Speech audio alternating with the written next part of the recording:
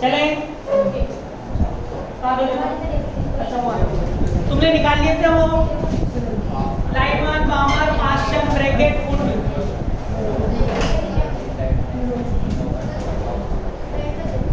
जो daily class attend करेगा, daily मेरी बातों पे ध्यान देगा, डेली मेरे अनुसार चलेगा, उसका बढ़िया काम होगा। और जो अपने अनुसार चलेगा उसका भी कोई जिम्मेदारी काम नहीं। छुट्टी कर करके आओगे, आ जाएंगे 5 दिन की छुट्टी, तो फिर कोई मतलब नहीं। ना तुम्हारे नोट्स ढंग से बन पाएंगे, ना तुम्हें पता चलेगा, ना कुछ याद आएगा। तो सिस्टम से काम करो। देखो अगला topic most important Franck Hertz प्रयोग। फ्रैंकल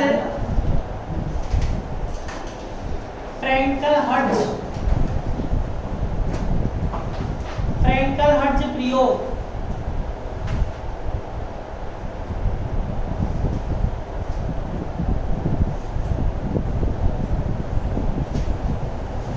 तो ये प्रयोग क्यों किया गया बताओ। परमाणुओं में क्या होते हैं, ऊर्जा स्तर। परमाणुओं में क्या होते हैं बबलू, ऊर्जा स्तर होते हैं। बचपन से सुनते आ रहे हो परमाणु में ऊर्जा स्तर है, ऊर्जा स्तर है, ऊर्जा स्तर है। कैसे पता चला कि परमाणु में ऊर्जा स्तर है? पहले क्या हुआ, प्रयोग हुआ। उस प्रयोग का नाम ही क्या है, फ्रैंकल हर्ट्ज प्रयोग। फ्रैंकल और हर्ट्ज ने मिलकर एक प्रयोग किया। इस प्रयोग से सिद्ध किया कि परमाणुओं में क्या होते हैं, ऊर्जा स्तर होते हैं। तो वही पूरा प्रयोग अपन को लिखना है, पूरा थ्योरेटिकल।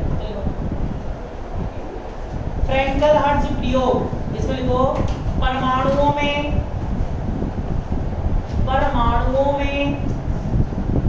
विभिन्न ऊर्जा स्तरों की, परमाणुओं में विभिन्न ऊर्जा स्तरों की उपस्थिति की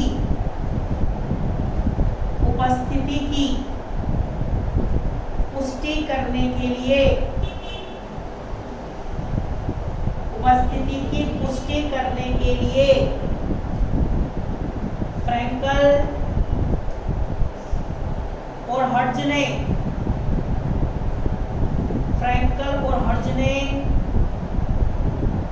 एक प्रयोग किया। फ्रैंकल और हर्ट्ज ने एक प्रयोग किया जिसकी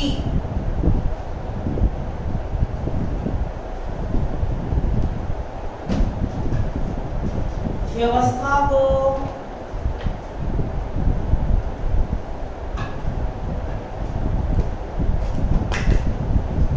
नीचे चित्र में दर्शाया गया है।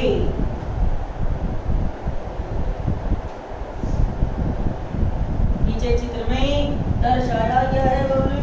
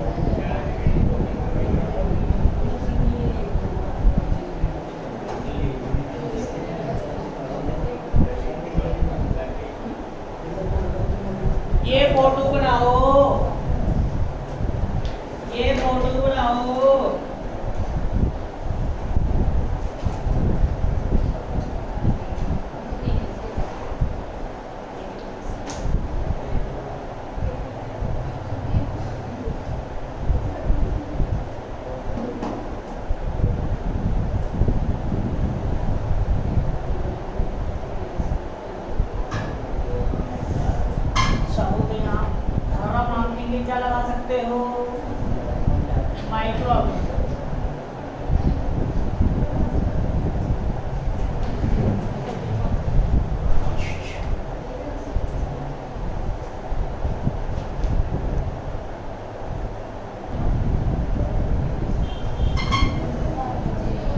एक और लगा देते हैं।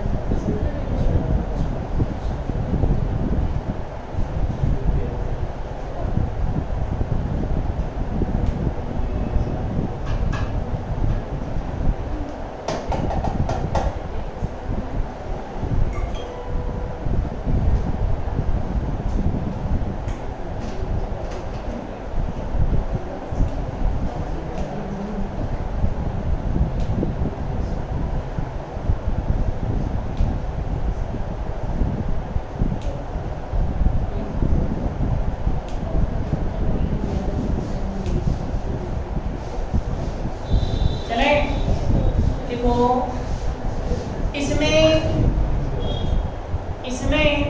एक क्वार्ट्ज नली होती है। इसमें एक क्वार्ट्ज नली होती है जिसमें पारे की वाष्प भरी होती है। इसमें 3 इलेक्ट्रोड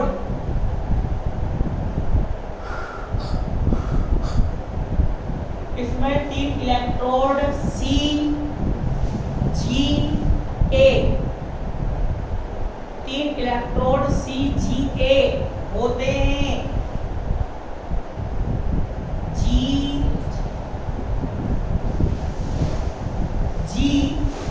जालीनुमा इलेक्ट्रोड होता है। C और G के बीच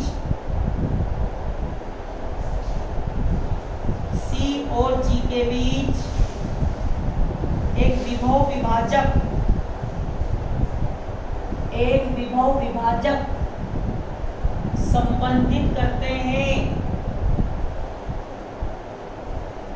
और इसके बीच विभवांतर को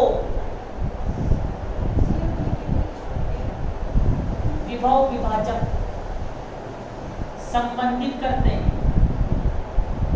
और विभवांतर को मापने के लिए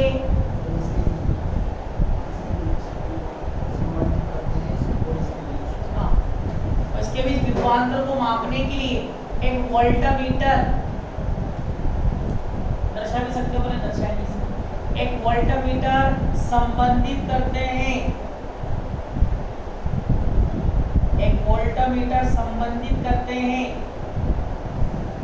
कैथोड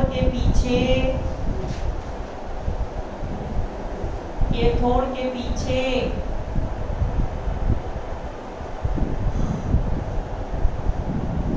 एक फिलामेंट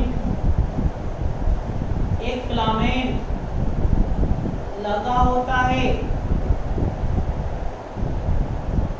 जब इसको फिलामेंट लगा होता है, जब इसको गर्म करते हैं तो कैथोड से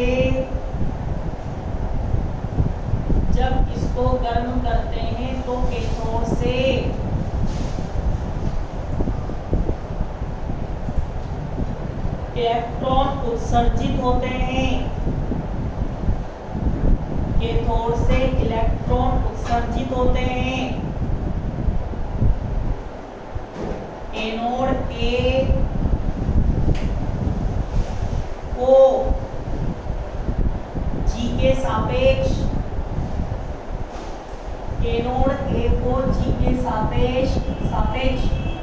अल्प ऋणात्मक विभव पर रखा जाता है। परिपथ में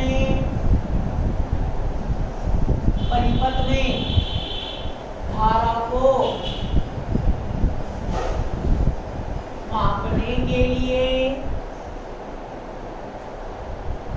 एक माइक्रोमीटर संबंधित करते हैं।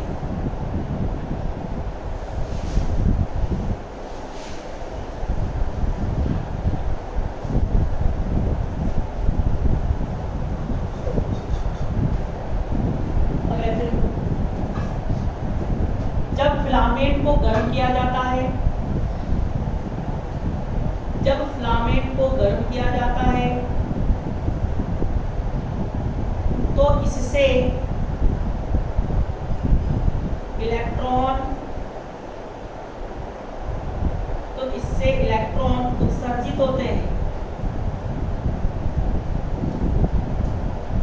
ये इलेक्ट्रॉन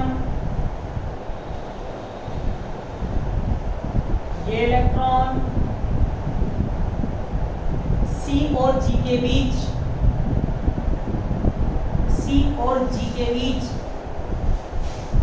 लगी बैटरी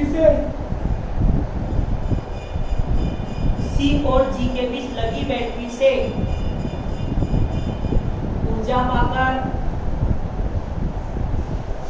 G की ओर त्वरित होते हैं और मार्ग में आने वाले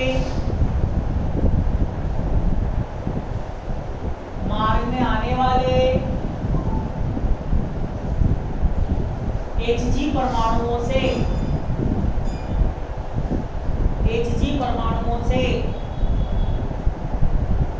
टक्कर करते हैं।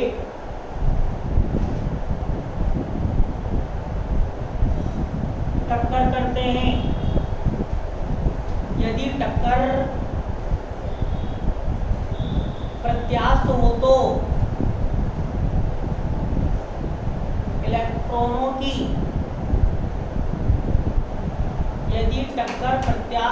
तो इलेक्ट्रॉनों की ऊर्जा में कोई कमी नहीं आती है और यहाँ जी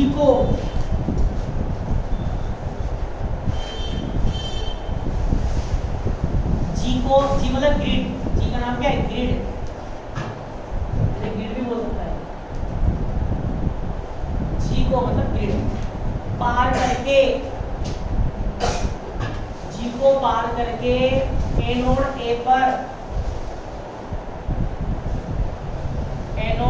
पर पहुंच जाते हैं, जिससे परिपथ में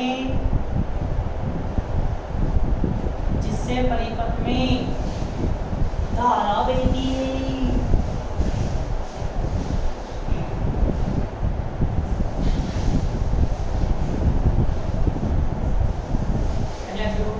यदि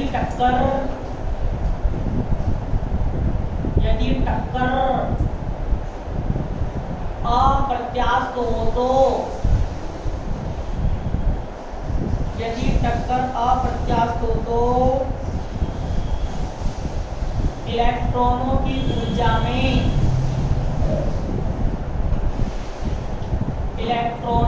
ऊर्जा में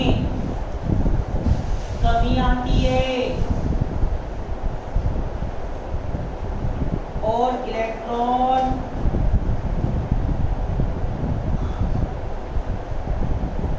एनोड ए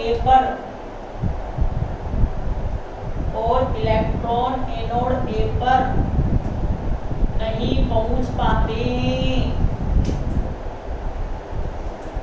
जिससे धारा में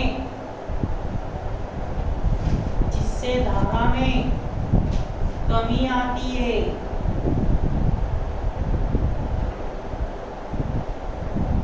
अगली लाइन से लिखो। यदि V1 को परिवर्तित करते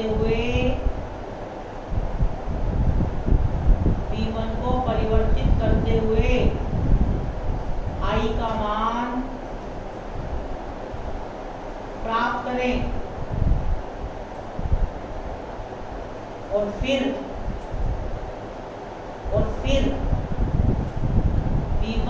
I के बीच और फिर V1 और I के बीच आलेख खींचे। V1 और I के बीच आलेख खींचे तो यह आलेख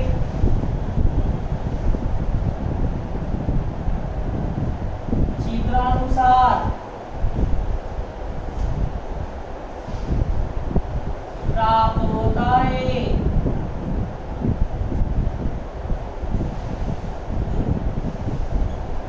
चित्रानुसार प्राप्त होता है। ये चित्र बनाओ, ये चित्र बनाओ।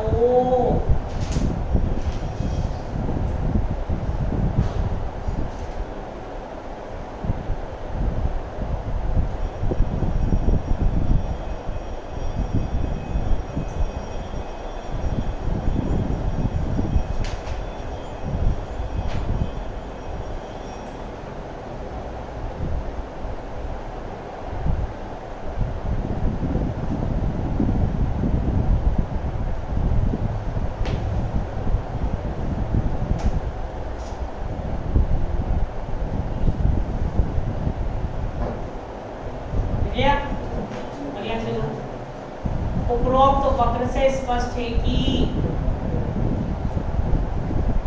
उपरोक्त वक्र से स्पष्ट है कि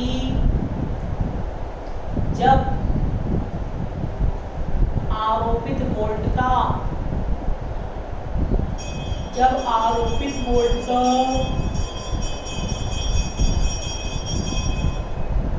का मान आरोपित वोल्टता का मान 0 के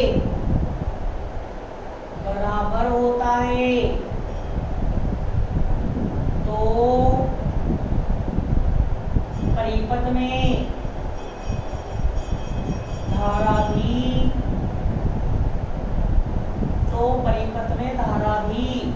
0 के बराबर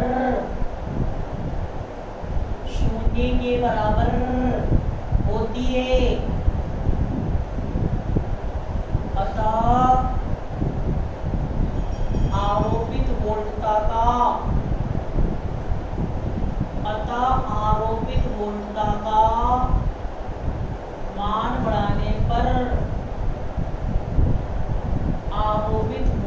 का मान बढ़ाने पर धारा का मान भी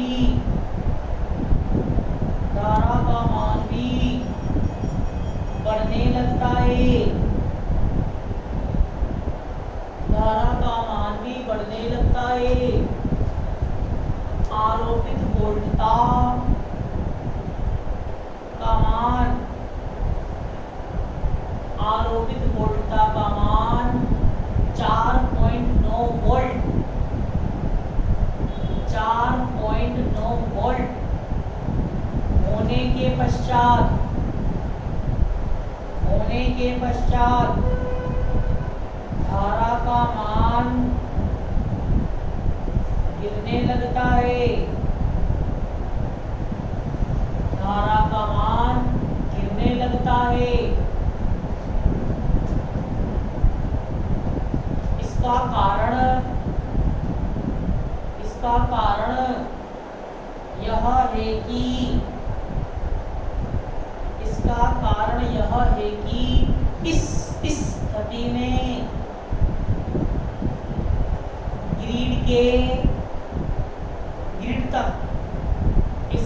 में ग्रिड G तक पहुंचने में इलेक्ट्रॉन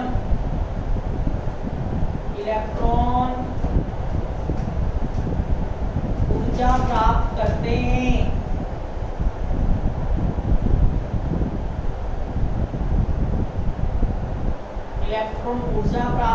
हैं। और ग्रिड के समीप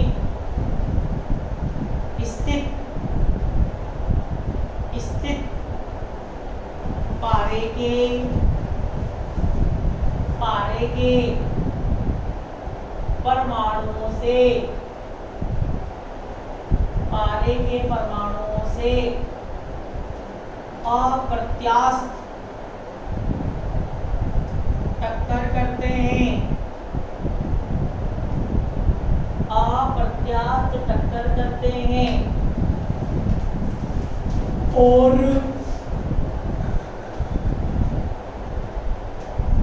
अपनी ऊर्जा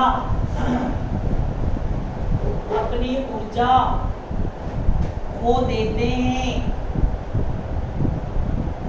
अपनी ऊर्जा खो देते हैं, जिससे धारा के मान में कमी आती है, जिससे धारा के मान में कमी आती है। आरोपित वोल्टता का मान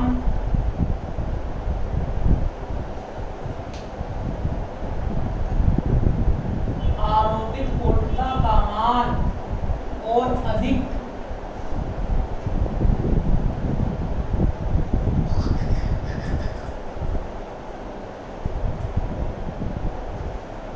बढ़ाने पर, आरोपित वोल्टता का मान और अधिक बढ़ाने पर पुनः धारा का मान बढ़ने लगता है, पुनः धारा का मान बढ़ने लगता है और 9.8 वोल्ट के पश्चात 9.8 वोल्ट के पश्चात धारा का मान घटने लगता है।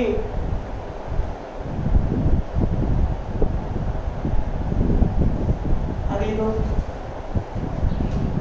धारा का मान घटने लगता है। इस स्थिति में आधी दूरी तय करने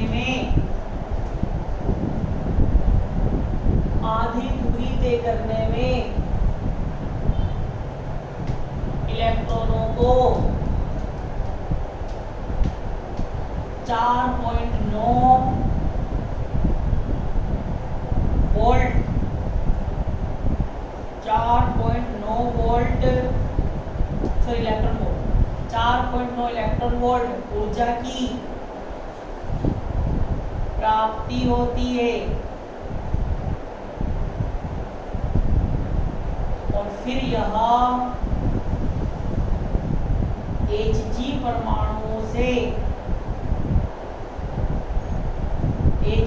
परमाणुओं से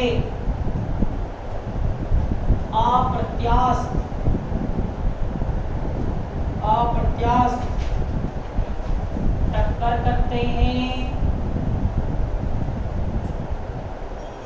और अपनी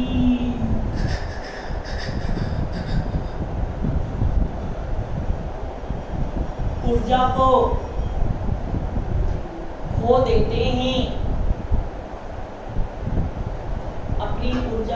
देते हैं, तथा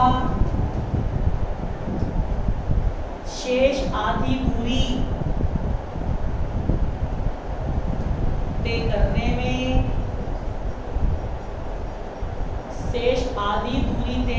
में इलेक्ट्रॉन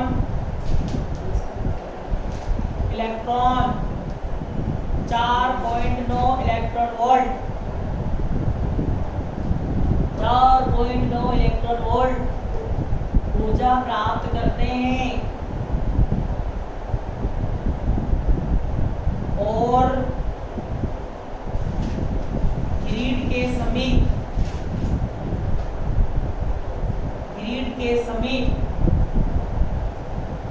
अप्रत्यास्थ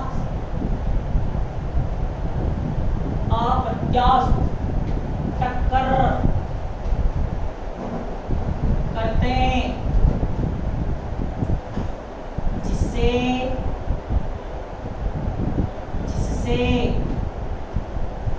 धारा के मान में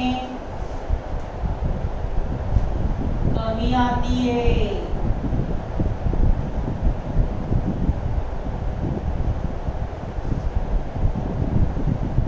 अगली लाइन से लिखो बबलू, उपरोक्त प्रयोग से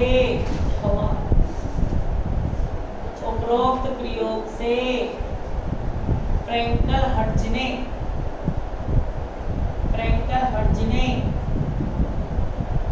यह निष्कर्ष निकाला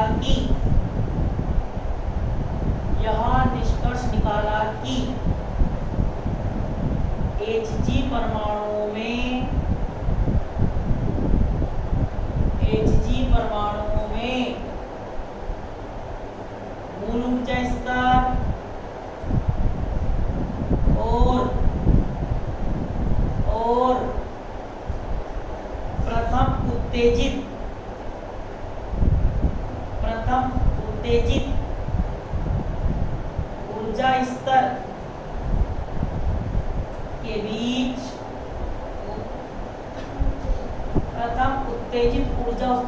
ऊर्जा स्तर के बीच ऊर्जा अंतराल 4.9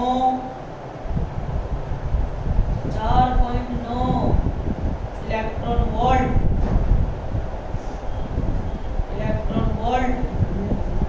होता है।